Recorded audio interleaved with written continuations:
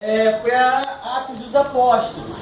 Eu não sei se você se lembra, mas Paulo fez 3 viagens missionárias que foram narradas em Atos dos Apóstolos. No final da terceira viagem missionária, no final da terceira viagem missionária, o pessoal de Minas está me vendo? Vai me ver? No final da terceira viagem missionária, Paulo chega em Jerusalém e ele é preso, acusado de... Quer trocar o outro? Já foi, acho que aqui, vai lá. Acusado de introduzir no templo um gentio. Lembra de gentio? Um não judeu, portanto um não circuncidado. Preciso falar o que é circuncisão? Todo mundo sabe. E um gentio no templo, a lei judaica dizia que esse gentio deveria ser morto. E quem o introduzisse também deveria ser morto. Então Paulo, quando supostamente introduz um gentio no templo, ele é arrancado do templo, ele é espancado, literalmente espancado, e as autoridades romanas as autoridades romanas...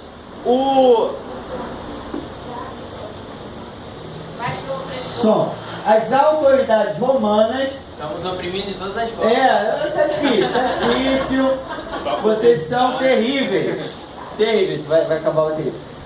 As autoridades romanas o livram daquele espancamento. Ele é preso em Jerusalém, depois em Cesareia. De Cesareia ele fica aguardando um julgamento. Como ele é cidadão romano, ele apela para César, apela para ser julgado em Roma. Em Atos 27 e 28, Lucas narra a viagem de Paulo a Roma. Chegando lá, eu queria que você abrisse comigo. Hoje a gente vai abrir muito a Bíblia. Eu queria que você abrisse em Atos 28, versículos 30 e 31. Esses slides aqui, se você quiser, eu posso mandar para minha amiga apóstola Auridéia, apóstola apostila, quarta membro da Trindade, ou o que for, tá? Atos 28, 30 e 31, quem pode ler, por favor? E Paulo ficou 2 anos inteiros na sua própria habitação que alugara, e recebia todos quantos vinham vê-lo, pregando o reino de Deus e ensinando com toda a liberdade as coisas pertencentes ao Senhor Jesus Cristo, sem impedimento algum. Isso, então Paulo ficou 2 anos. Lucas termina o seu relato aí em 62 depois de Cristo. Paulo fica 2 anos preso na sua casa, que ele próprio alugar, uma prisão domiciliar, mas ele está, não se engane, ele está acorrentado a um soldado romano que revezava a escolta. Então, das cartas que Paulo escreve, 4 cartas chegaram até nós. Foram as cartas de Efésios, Filipenses, Colossenses e Filemão. Então, essas 4 cartas são chamadas de cartas da prisão. Tudo bem? E a unidade 2. Vamos trabalhar. Efésios, alguém pode abrir? Vocês estão enxergando bem a ideia? Dá para enxergar bem a referência aí? Tá? Tá desfocado não? Cadê meus... Atos 28, Efésios 3:1, quem abriu leia, só para a gente ver. Cadê os meus amigos aqui? Auxiliares, amigos. Ih, eu gostei disso aqui, ó. Muito bom, vamos lá. Efésios 3:1, quem abriu leia, por favor? 3:1. Isso. Por esta causa eu, Paulo, sou prisioneiro de Jesus Cristo por vós, os gentios. Beleza. Outra referência, por favor. Filipenses 1, do 12 ao 18. Quem abriu, leia, para a gente ganhar tempo. Sem intervalo, né? Teste surpresa no final. Então tá bom, vai. Filipenses 1, do 12 ao 18. E quero, irmãos, que saibais que as coisas que me aconteceram contribuíram para maior proveito do Evangelho, de maneira que as minhas prisões em Cristo foram manifestas por toda a guarda pretoriana e por todos os demais lugares. E muitos dos irmãos do Senhor, tomando ânimo com as minhas prisões, ousam falar a palavra mais confiadamente, sem temor. Verdade é que também alguns pregam o Cristo por inveja e porfia, mas outros boamente. Uns por amor, sabendo que fui posto para a defesa do Evangelho. Mas outros, na verdade, anunciam a Cristo por contenção, não puramente, julgando acrescentar aflição às minhas prisões. Mas que importa? Contanto que Cristo seja anunciado de toda a maneira, ou com fingimento ou em verdade. Nisto me regozijo, e me regozijarei ainda, porque sei que disto me resultará salvação, pela vossa oração e pelo socorro do Espírito de Jesus Cristo. Ok. Nós estamos colocando versículos que provam dentro das cartas, que mostram Paulo preso. Tá? Qualquer dúvida, se eu estiver indo rápido, aquele ok, Edson, para aí, por favor, e vai dar tudo certo. Colossenses 4, do 7 ao 9. Falou que se você der bizu da prova, pode ir rápido, devagar. Bizu da prova? É o famoso dica. Dica.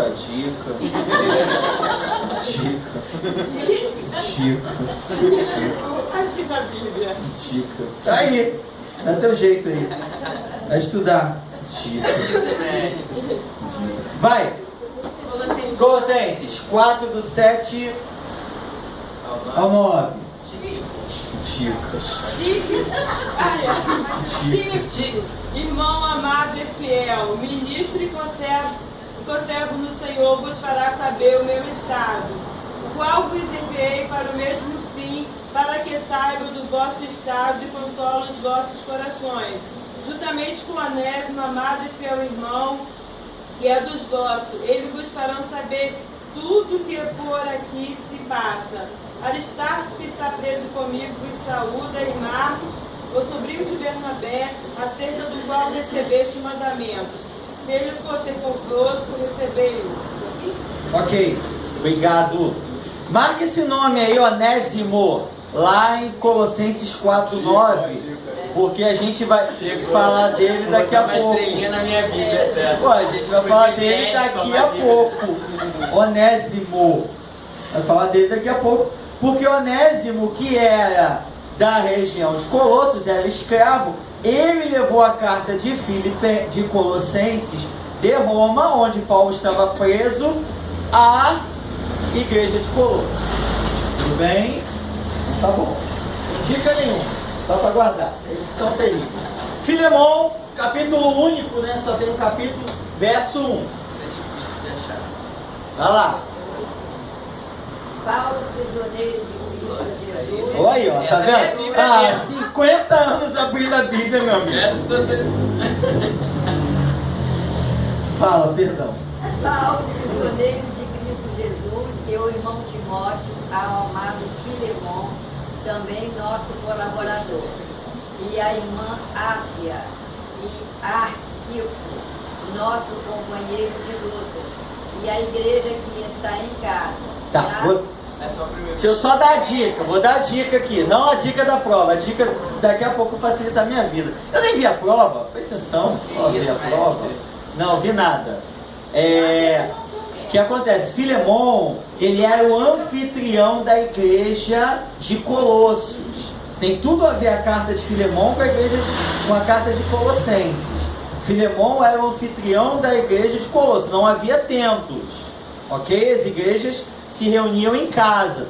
Os biblistas dizem que a Áfia, essa irmã Áfia aí, é a esposa de Filemon e Arquipo, o filho dele. Tá? A gente vai falar disso daqui a pouco. Belo nome para botar no filho, Arquipo. Vamos lá. Na dúvida, Arquivo nele. Arquipo. Então vamos lá, Efésios. Vou guardar para rodar. Vamos lá. Atenção, Efésios. A carta de Paulo aos Efésios, ela é fantástica, só que a gente precisa, antes de falar da carta, a gente precisa falar da estada de Paulo em Éfeso. Éfeso é a capital da província da Ásia. Quando a Bíblia fala, eu comentei isso aqui semana passada, quando a Bíblia fala em Ásia, ela não está falando em Japão, China, Coreia. Ela está falando dessa região aqui, ó. Aqui é o mapa, tudo bem? Mapa da terceira viagem missionária de Paulo. E Éfeso está aqui. Essa região aqui é hoje a atual Turquia. Aqui a Grécia e Paulo fica aqui, em Éfeso. Tá? Essa cidade aqui é a capital dessa região que a Bíblia chama de Ásia Menor. Você vê que Paulo começou, Atos começa aqui em Jerusalém, lá no Pentecostos, e vai até aqui, ó, em Roma. Termina aqui em Atos 28 com Paulo em Roma. Paulo ele evangeliza toda a região do mar Mediterrâneo em 30 anos. Tá? Sem microfone, sem WhatsApp, sem Facebook, sem absolutamente nada. Então Éfeso, Paulo ele passa por Éfeso em dois momentos. Primeiro momento, na sua segunda viagem missionária, está lá em Atos 18. E no momento mais importante, que é a terceira viagem missionária dele, em Atos 19. Vem comigo, vamos acompanhar. Atos 19, você vai abrir Bíblia. Atos 19. Só para a gente passar aqui bem en passant em Atos 19, só para você lembrar. Em Éfeso havia um templo que era uma das 7 maravilhas do mundo antigo, o templo de Diana, o templo de Ártemis ou Ártemis. E Paulo tem tanto sucesso em Éfeso que aqueles ourives, aqueles que faziam nichos da deusa Diana e do templo, acusavam Paulo de ir contra a religião deles e ameaçar a prosperidade da cidade, porque tanta coisa que Paulo fez em Éfeso, e ele teve tanto sucesso, que o templo e o culto a Diana estava sendo abandonado naquela cidade. Mas vamos lá, Atos 19, você acompanha comigo, versículo 1, por favor. Quem pode ler? E sucedeu que, enquanto Apolo estava em Corinto, Paulo, tendo passado por todas as regiões superiores, chegou a Éfeso, e achando ali alguns discípulos, continua? Rapidinho, ó, de novo, só para a gente entender, Apolo estava onde? Em Corinto, vamos olhar no mapa. E aí a Bíblia está dizendo que Paulo passou por todas as regiões superiores e chegou aonde? A Éfeso. Ok? Passou pelas regiões superiores, chegou a Éfeso. E em Éfeso ele encontra 12 discípulos que já eram convertidos, mas que conheciam apenas o batismo de João Batista. É o único caso na Bíblia que tem de rebatismo. E aí Paulo batiza de novo aqueles homens em nome do Pai, do Filho e do Espírito Santo, impõe as mãos, eles são batizados com o Espírito, começam a falar em línguas e profetizar, e ok, e aí segue. Agora, em Éfeso, vamos a outro episódio aqui em Éfeso, por favor. Éfeso não, Atos 19:11, por favor. Vai indo até eu interromper, quem lê? E Deus, pela vida de Paulo, fazia maravilhas extraordinárias, de sorte que até os lenços e aventais se levavam do seu corpo aos enfermos, e as enfermidades fugiam deles, os espíritos malignos saíam. E alguns dos exorcistas judeus ambulantes tentavam invocar o nome do Senhor Jesus sobre os que tinham espírito maligno, dizendo: os conjuro por Jesus, a quem Paulo prega. Os que faziam isto eram 7 filhos de Zeba, judeu principal do sacerdote. Respondendo, porém, o espírito maligno disse: conheço a Jesus e bem sei quem é Paulo, mas vós, quem sois? E saltando neles o homem que tinha o espírito maligno, e assenhorando-se de 2, pôde mais do que ele, de tal maneira que muitos feridos fugiram daquela casa. Lê o 17, por favor. E foi isto notório a todos os que habitavam em Éfeso, tanto judeus como gregos, e caiu o temor sobre todos eles, e o nome do Senhor Jesus era engrandecido. até aqui, por favor. Essas duas passagens, esses dois textos que nós lemos, eles são bem conhecidos. Que os lenços de Paulo, os aventais que Paulo usava para fabricar tenda, os lenços que ele secava o suor, encostavam nos enfermos e eles eram curados, e naqueles que tinham espíritos malignos eram libertos. Por favor. Professor, a gente está no seminário, eu não ia abordar isso porque talvez vai atrapalhar a aula, mas eu acho importante. Por exemplo, as pessoas falam que o batismo com o Espírito Santo foi até Atos 2, mas aí agora em Atos 19 a gente vê que o Paulo chega e orou e eles falaram em outras línguas. Então eu acho assim, muito importante a gente falar sobre isso, porque eu já vi as pessoas falando assim, não, o batismo com o Espírito Santo foi só até o dia de Pentecostes. E aqui está um respaldo bíblico. Eu acho muito importante assim. Não quero me aprofundar, que eu sei que é um assunto muito polêmico, mas você não concorda? Não, aí você já está querendo me derrubar. O que acontece? Você concorda? Não, você é meu professor de seminário, você tem a dizer. O que eu tenho a dizer? Vamos lá. Há 4 episódios o que acontece? Quando a gente fala de seminário, uma coisa é o pastor da igreja apresentar a doutrina da igreja. A doutrina da igreja é essa. Nós cremos assim. Pá. Fica quem quer, não fica quem não quer. Eu não concordo, não quero, tchau. Ou não, eu concordo, mas consigo conviver. Beleza. A gente não precisa concordar com tudo para estar num lugar.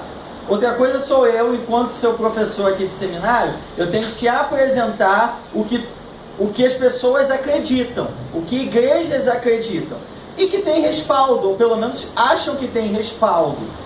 Então, você acabou com a minha aula, mas eu preciso responder. Vamos lá. Há 4 episódios em Atos dos Apóstolos. Qualquer coisa, se vocês ficarem até 10h30, é culpa da irmã. Vamos lá. Não, mas tem que falar. Não, é rápido, é só ano passado. Há 4 episódios em Atos em que há essa manifestação das línguas. Atos 2, Atos 8, Atos 10, Atos 19. Atos 2, o Pentecostes. Mas o Pentecostes, ele não é esse episódio que a gente vê cotidianamente de pessoas falando em línguas que ninguém entende.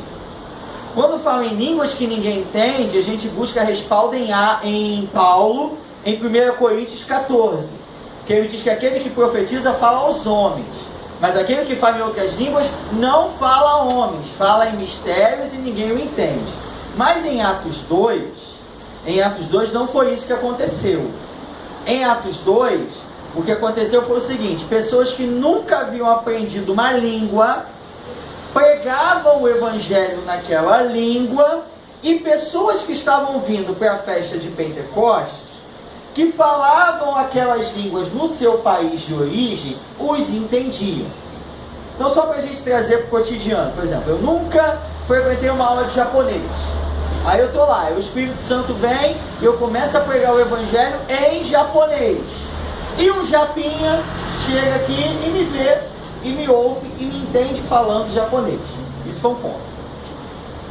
Tem gente que vai dizer que as 4 descidas, ou as 4 vindas, ou os 4 manifestares de línguas em Atos Apóstolos aconteceram da mesma forma que Atos 2.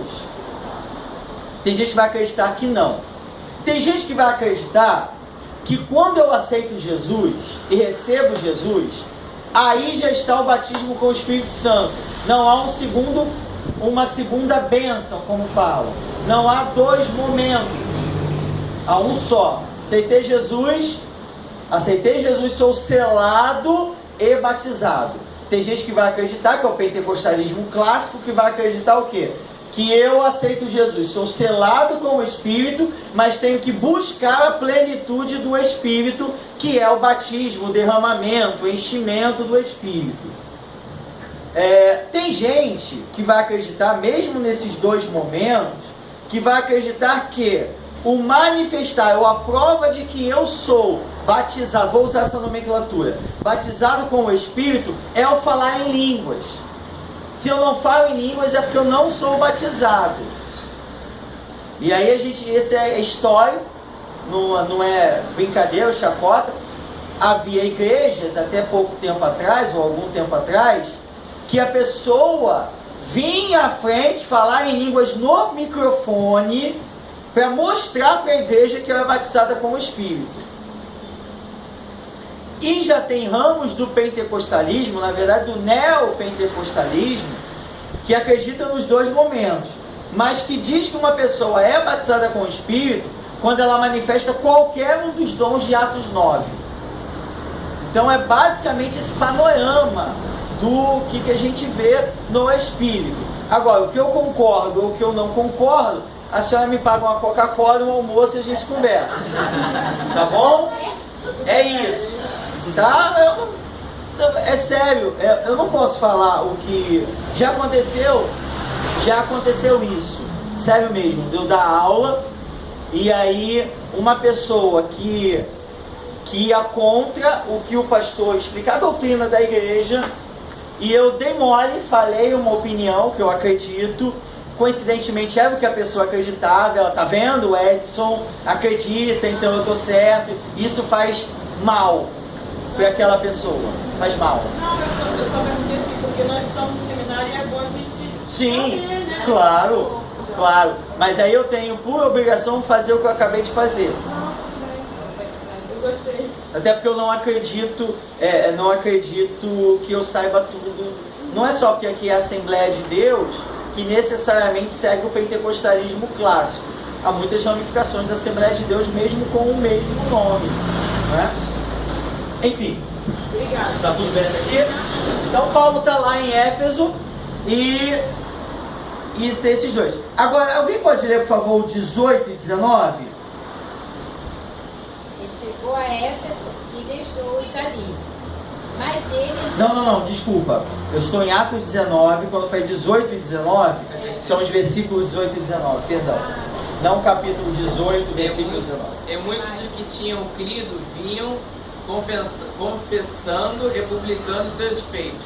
Também muitos dos que seguiam artes mágicas trouxeram os seus livros e os queimaram na presença de todos. E, feita a conta do seu preço, acharam que montava a 50.000 peças de prata. É porque a sua Bíblia é muito velha. Antiga. 50. É.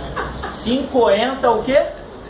50.000 peças de prata, 50 mil denários, 50 mil dias de um trabalhador, tá? E aí fizeram uma fogueira, e aí o versículo 20 conclui: e a palavra do Senhor crescia e prevalecia. Então esse é um resumo de Paulo em Éfeso. E Éfeso foi a cidade que Paulo ficou mais tempo. Você vai ver que no capítulo 19 ele sai de Éfeso e ele manda no capítulo 20, ele vem para Mileto e ele chama os presbíteros de Éfeso para Mileto e lá ele se despede deles. E aí um detalhe interessante, capítulo 20, agora estou no capítulo 20, versículo 31, por favor. Portanto, vigiai, lembrando-vos de que durante 3 anos não cessei noite e dia de admoestar, com lágrimas a cada um de vós. Isso. Marque isso aí. 3 anos que Paulo passou em Éfeso. Foi a cidade que ele passou mais tempo do seu ministério. Tá? Então vamos seguir. Então vamos. Viagem missionária. Aqui eu já passei. Já passei disso aqui, já falei. Assim.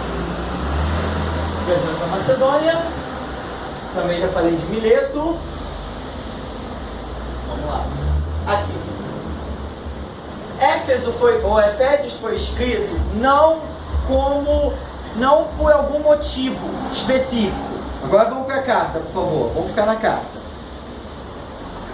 Não foi escrito com um motivo específico, apenas para dar uma satisfação à igreja de como Paulo estava lá na prisão. Então, a carta ela está principalmente falando no fato da igreja ser o corpo de Cristo. E ela se divide em duas partes. a primeira parte dos capítulos 1 ao capítulo 3 e a segunda parte do 4 ao 6. Do 1 ao 3 é teologia da salvação pura. E aí tem as duas orações de Paulo. Do 4 ao 6 é teologia prática. É como aplicar isso na minha vida cotidiana. E a gente vai ver isso, por favor. O tema principal é que a igreja é o corpo de Cristo. Vamos ver isso, por favor? Capítulo 1. Vamos lá? Capítulo 1. Capítulo 1, versículos 22 e 23, por favor. E sujeitou todas as coisas a seus pés, e sobre todas as coisas o constituiu como cabeça da igreja, que é o seu corpo, a plenitude daquele que cumpre tudo em todos. Então Paulo está dizendo que Jesus, que a igreja, melhor dizendo, que Jesus é o cabeça da igreja e que a igreja é o quê? É o seu corpo. Outra coisa importantíssima que a gente vai falar é em Efésios 3:6, quando fala da questão dos dois povos. Isso é importante demais na escatologia, porque quando a gente fala de escatologia, existem vertentes escatológicas. Gostei que ela falou que sou professor de seminário. Eu não estou pregando. Tem uma vertente escatológica que vai pesquisar, que vai dizer que a igreja e Israel tem agendas diferentes. Igreja vai para um lado, Israel vai para outro. Tem vertentes escatológicas que dizem que a igreja e Israel é apenas um povo e tem apenas uma agenda. O que Paulo está dizendo? Paulo está pregando, está falando por uma cidade gentílica, por uma igreja predominantemente gentílica. E aí, ele está falando, e ele vai discutir isso no capítulo 2, que o povo de Deus, a igreja, os gentios, são co-herdeiros de Deus, através de Cristo. Você pode ver isso, por favor? Capítulo 3, versículo 6. A saber, que os gentios são co-herdeiros, membros do mesmo corpo e co-participantes da promessa em Cristo Jesus, por meio do Evangelho. Então os gentios são o quê? Co-herdeiros e que mais? Membros de um só corpo. E mais o quê? Participantes da promessa. E participantes da promessa. Promessa através de Cristo no Evangelho. E a promessa que Deus fez a Abraão, que a gente discutiu semana passada, que em ti serão benditas todas as famílias da terra. Então Paulo está discutindo isso no capítulo 2 e no início do capítulo 3, falando o quê? Vamos lá, capítulo 2, por favor, versículo 13. 13, por favor. Mas agora em Cristo Jesus, vós que antes estáveis longe, fostes aproximados pelo sangue de Cristo. Isso, vai lá, continue, por favor. Porque Ele é a nossa paz, o qual de ambos fez um. De ambos, quem? Quem são esses ambos? Gentios e judeus. Fez um, continue, por favor. Fez um, e tendo derribado a parede da separação que estava no meio, a inimizade.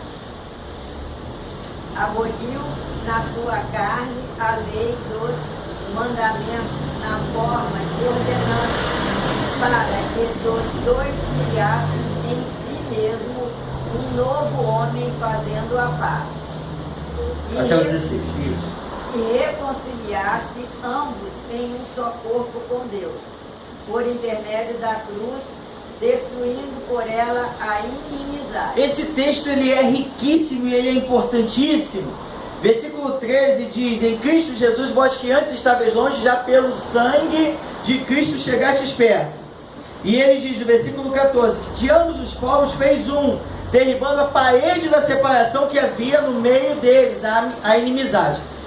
Os comentaristas vão dizer o seguinte, que essa parede de separação, uns pensam que é a lei, que separava o povo de Israel do resto dos povos, e outros vão dizer que essa parede da separação é a parede do templo judaico que separava o pátio dos gentios do pátio dos judeus, em que os gentios eles podiam entrar até um certo ponto, depois disso só judeus. E aí versículo 15 diz: Cristo aboliu na sua carne a lei dos mandamentos na forma de ordenanças.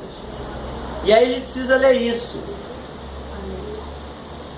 Em Cristo Jesus a lei foi abolida. O que Paulo está querendo dizer? Que a lei não existe mais? Não, mas que não está dizendo isso. A lei continua existindo. O não matarás existe, mas não existe mais um mandamento de fora para dentro. O mandamento é de dentro para fora, através da vida, falamos disso, da vida do Espírito habitando em nós, tá? Então Paulo está falando da igreja, que a igreja é um só corpo com Israel em Cristo. Deus só tem uma família, Deus não tem mais de uma família, ok? Então falando agora eu estou falando aqui de Filipenses, mas vamos continuar aqui. Do capítulo 4 em diante, aí ele já começa a falar de uma teologia prática. De que teologia prática ele está falando? Alguém pode ler capítulo 4, versículo 1, por favor? Rogo-vos, pois, eu, o preso do Senhor, que andeis como é digno da vocação com que foste chamado. Então o que ele já começa falando? Eu rogo a vocês que vocês andem de modo digno, ou de modo condizente com a vocação pela qual você foi chamado. Lembra que a aula passada eu falei com você sobre santificação posicional e santificação progressiva? Eu falei disso? Falei que eu comecei, eu dei aquela heresia lá do tenista. Falei da heresia, você lembrou. Da heresia você lembrou. Porque eu falo, você não lembra, mas da heresia você lembra. Mas vamos lá, da santificação posicional. O que é santificação posicional? Você tem uma nova identidade em Cristo. Isso é fato. Agora, o Espírito Santo, ele trabalha em nós para transformar o nosso comportamento e assemelhar o nosso comportamento à nossa nova identidade. E aí Paulo está dizendo isso. Ande de modo digno da vocação. Por favor, continue. Versículo 2. Com toda a humildade, mansidão, com longanimidade, suportando uns aos outros em amor. Capítulo 2, como é que eu dei? O versículo 2. Humildade, mansidão, longanimidade. Fazendo o quê? Suportando-vos uns aos outros. Qual é o seu nome, querida? Rayana. Rayana. Rayana. O que é suportar a Rayana? Só a irmã dela sabe. Oi? O que é suportar a Rayana? Vem cá. Vem cá. Rafael, o nome dele? Vem cá, Rafael. Vem cá, Rafael. Vem cá. Vem cá, Rafael. Vem cá. Deixa eu ver se faz assim o muque. O muque. Tá forte, tá forte. Então vem pra cá, Paulo. Não, você vai ficar aqui. Deixa o Rafael mesmo. O que é suportar? O que é o Rafael suportar, o Edson? Suportar não é aturar, ok? Suportar é isso aqui. O pessoal de Minas vai ficar sem a demonstração. Fica aí. Vai pra lá. Quando eu disser já, você anda, tá? Pode virar a câmera? Não, vira não. Vai, 1, 2, 3 e... Vai, anda. Vai, anda, meu filho. Anda, meu filho. Isso. O pastor faz isso comigo. Faz? O pastor Vladimir faz isso comigo? Não, ele suporta assim, tá. Que susto. Pensei que eu fizesse isso. Suportar é servir de suporte. Isso é suportar uns aos outros. Cadê? Em amor. Isso é suportar. Rafael nunca mais vai esquecer isso. Tá bom? Eu confundi. Ela faz outra coisa. Fala pra Ariane, hein? Isso é suportar. E aí ele continua falando, eu não vou ler, você vai ler, mas ele vai falar sobre algumas coisas que nós temos que fazer para expressar, cadê? A nova natureza que temos em Cristo. Cadê Jesus? Ah, não. Professor, Oi! pode falar? Claro! Foi boa demonstração. Hã? Foi boa demonstração, mas carregar nas costas talvez seja bem fácil até. Mas suportar, na verdade, é suportar os erros dos outros também, né? Suportar as fraquezas uns dos outros. Isso, Paulo vai dizer isso. Verdade? Porque às vezes nós queremos que outros suportem as nossas fraquezas, os nossos defeitos, e nós às vezes não queremos suportar os defeitos e as fraquezas de outros. Não, por isso que ele fala, suportai-vos uns Então, aos outros. em amor. Em amor. Em amor. Em amor. E o amor tudo suporta. Isso. Tudo sofre. Exatamente. Queremos fazer esse amor. Sim, eu sou compreensivo com os meus erros e sou implacável com o erro dos outros. Né? A gente não vive o Evangelho quando a gente olha só para o nosso umbigo. O Evangelho é vivido quando eu vejo o outro, quando eu enxergo o outro. Ok? Já que a gente está falando disso, dentro desse mesmo contexto, abre em Romanos 14, 13, por favor. 14, 13. 12, 13. 14, 13. Assim que não nos julguemos mais uns aos outros. Antes seja o vosso propósito não por tropeço ou por escândalo ao irmão. Ponto. Tá bom, já foi. Não devemos fazer o quê? Julgar. Porque ninguém te colocou ainda na condição de juiz. Existem 3 camaradas que fazem muito bem o papel deles: o diabo de acusador, o Espírito Santo que convence o homem do pecado, da justiça e do juízo, e Deus de juiz. Ninguém precisa fazer o papel deles, né? Só que um amigo meu estava falando, e é verdade, estava falando domingo lá. Ele falou, cara, a gente...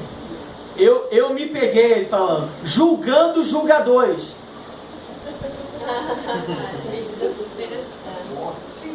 Entendeu? Ele falou, eu julgo. Eu falo, esse povo fica julgando, que não sei o quê. O cara estava julgando os julgadores. Ou seja, miserável homem que sou. Mas volta para Efésios aí.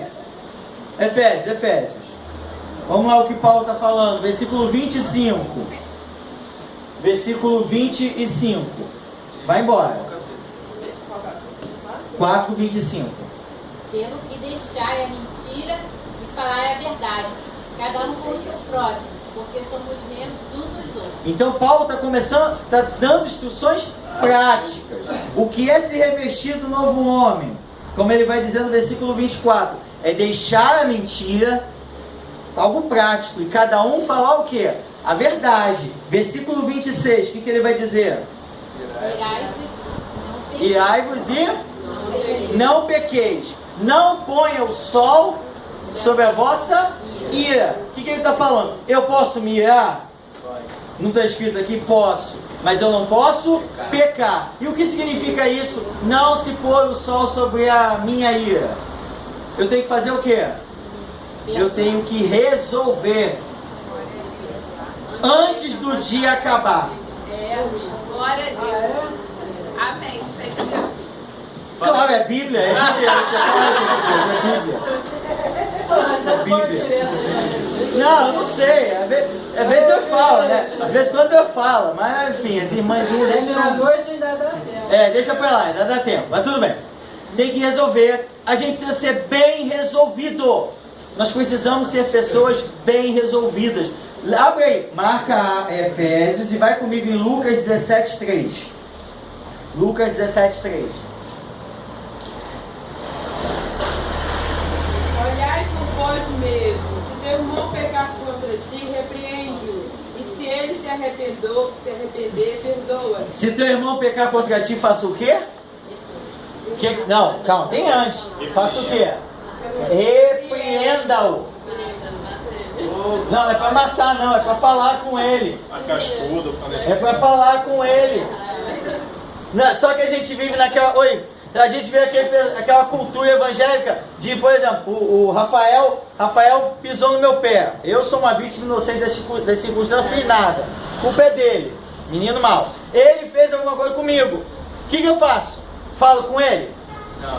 Não, eu falo com todo mundo, menos com ele. E quando eu falo, tô com a cabeça cortada?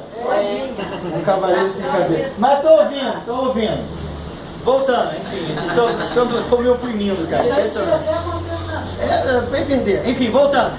Eu falo com todo mundo. Só que quando eu falo com o outro, eu contamino os outros contra o Rafael.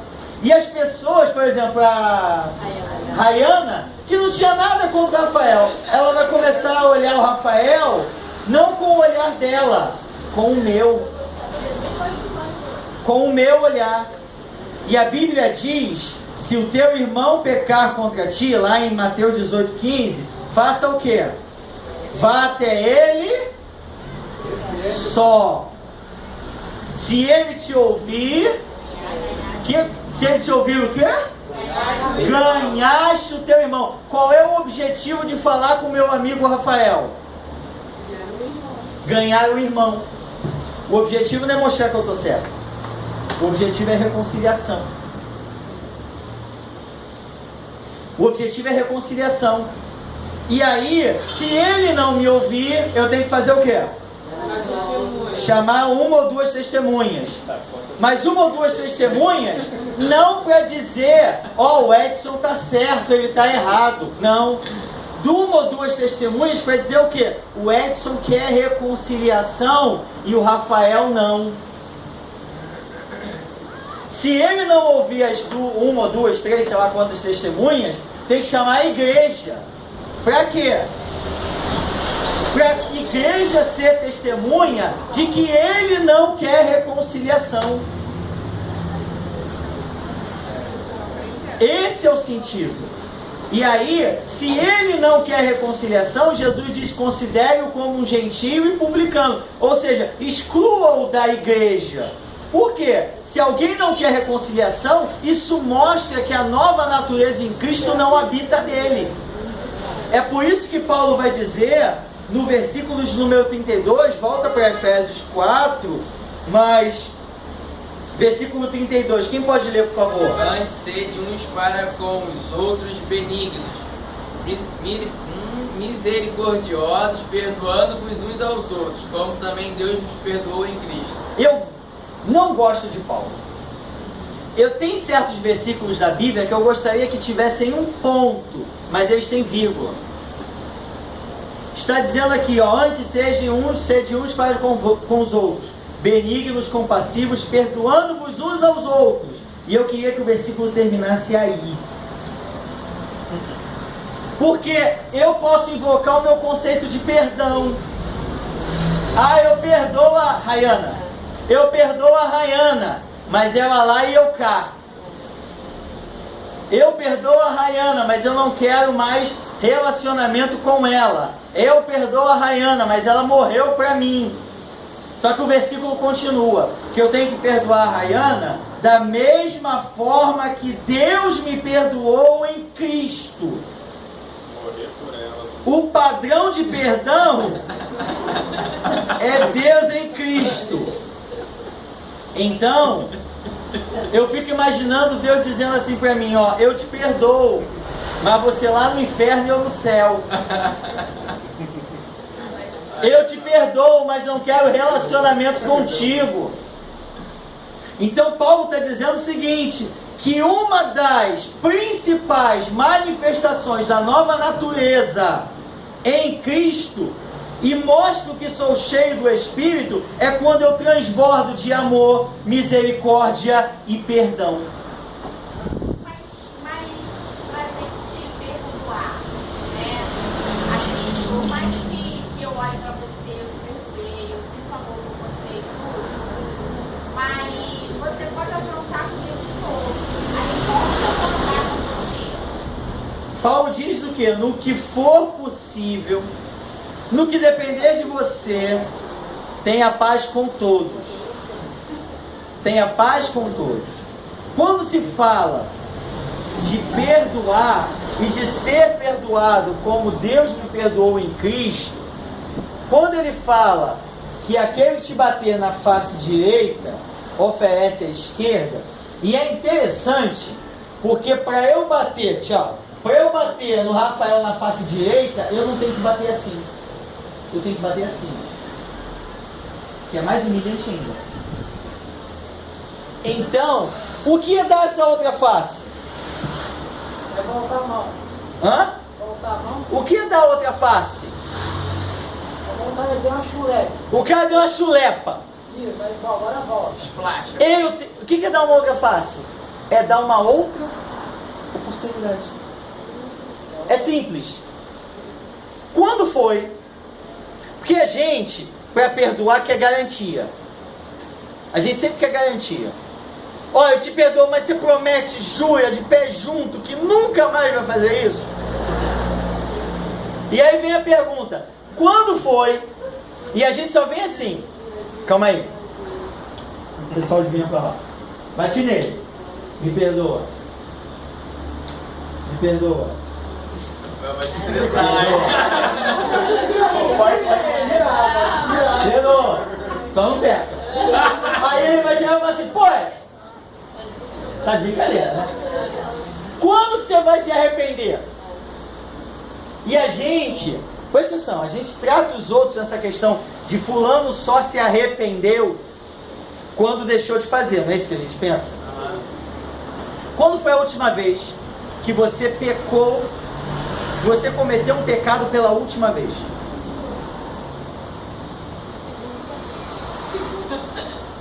Quando foi, presta atenção, Amanhã vai fazer de novo. quando foi que você cometeu um pecado, quando foi a última vez que você cometeu um pecado pela última vez? Só quando morrer. E a gente chega diante de Deus, por exemplo, imagina que eu tenha mentido. Aí chega diante de Deus, Senhor, me arrependo, nunca mais vou fazer. E amanhã eu faço de novo. A minha pergunta, eu estava arrependido ou não estava? Pensa no que você vai falar. Pergunta pra ti. Estava arrependido ou não estava? E se amanhã eu cometi o mesmo pecado? É porque eu não me arrependi ontem? Se eu não me arrependi é porque Deus não me perdoou? Filosofia, né? Então a gente tem que pensar um pouquinho. Qual é a condição para Deus nos perdoar? Hã? Confessar. Confessar. Aquela mulher adúltera, lá de João 8. Quando que ela ajoelhou diante de Jesus pedindo perdão? Quando foi? Hã? Vá. Você sabe que ela não praticou? Você estava lá no diário depois dela? Você estava? Então o que a gente precisa entender? Filipenses 1,6. Aquele que em vós começou a boa obra, este a aperfeiçoará até o dia de Cristo. Rapidinho. Você está em obras. E eu também. E a gente precisa entender o seguinte, já vou dar a palavra, porque esse assunto é legal, vocês acabaram com a minha aula. E a gente precisa entender o seguinte, que da mesma forma que eu estou sendo aperfeiçoado, o meu irmão também está. E detalhe, qual é a igreja que não tem problema? É a igreja que eu não estou. Qual é a família que não tem erros? É a família que eu não estou. A minha família. Essa igreja aqui, Assembleia de Deus, Ministério de Coinonia. Carismática Coinonia. Oi? Carismática. Carismática. Ela era perfeita até eu entrar aqui. Conheceu o Paulinho? Já era. Quando eu entrei aqui, o negócio complicou. Então a gente precisa entender, quando a gente faz isso, quando a gente olha com essa empatia, com olhar de misericórdia, porque a gente quer muita misericórdia, pô, a teologia de Davi. A teologia de Davi é isso. E os ímpios, aquele, eu sou inocente. Já viu Davi falando isso? Eu sou o cara. Então a gente gosta muito disso. Juízo para o outro, misericórdia para mim. Eu preciso entender que o mesmo sangue que purifica o meu pecado, purifica o do outro. Fala, meu irmão. Eu queria falar que a ordem de Jesus, a resposta de Jesus para Pedro foi quantas vezes? 490 vezes, né? É difícil, mas Claro. ele falou, 490 vezes conta. E ainda bem que as esposas não contam. Porque senão nenhum casamento duraria 2 anos. Nenhum. Até eu casar eu era quase perfeito. Casei. Virei de uma imperfeição terrível. Mas tudo bem. Vamos seguir? Não, deixa eu te fazer uma Ai, pode. Vamos lá. Hoje é sexta-feira, O que, né? que a gente diz de você chegar pra mim e me dizer que errou comigo? Errei. Aí você vem e me pede perdão. Peço perdão. Aí depois você completa assim. Mas você também. Glória a Deus.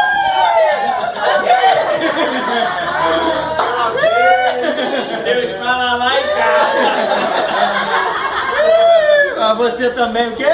Você também errou. E aí eu sou uma vítima inocente das circunstâncias. Claro, é o que eu penso, né? O que acontece? É o seguinte. Qual é a raiz de todo pecado? Todo pecado. Todo. Egoísmo. Nós somos por natureza, Paulo diz em Efésios, que nós somos por natureza filhos da ira. Se um homem, ser humano, nasce, cresce, reproduz-se e morre, ele vai para onde? Para o inferno. Se não entrar Deus nesse tempo aqui, ele vai naturalmente para o inferno. Então a nossa natureza pecaminosa, que é a natureza orgulhosa, quer ver? Deixa eu falar uma coisa que eu aprendi, deixa eu responder. Eu falei que eu não era perfeito, né? Depois que casei. Como é que um homem pede perdão pro outro? Vai aprendendo, hein, rapaz? Como é que um homem pede perdão? Pô, foi mal. Pô, foi mal. Meu primeiro ano de casamento, eu... Pô, foi mal, duvido. Pô, foi mal aí. Foi mal não, desculpa. Você não pediu um perdão curador. Aprende! Você não... Mas sabe o que é isso? Orgulho. Egoísmo. Então quando fala, eu fiz porque você fez, a raiz também está aí do orgulho. Eu não sou tão errado assim. Se eu errei, ponto, acabou. Ninguém colocou uma arma na minha cabeça para eu... Se eu errei com a senhora, mas foi a senhora que errou primeiro, eu fico pensando, Deus discutindo isso comigo. Ou eu discutindo com Deus. Deus, sabe o que foi, Deus? Foi a mulher que tu me deste. Aquela que eu não pedi. Então é tua. Mas a culpa nunca é minha. Isso é orgulho. Então o que a senhora está tratando?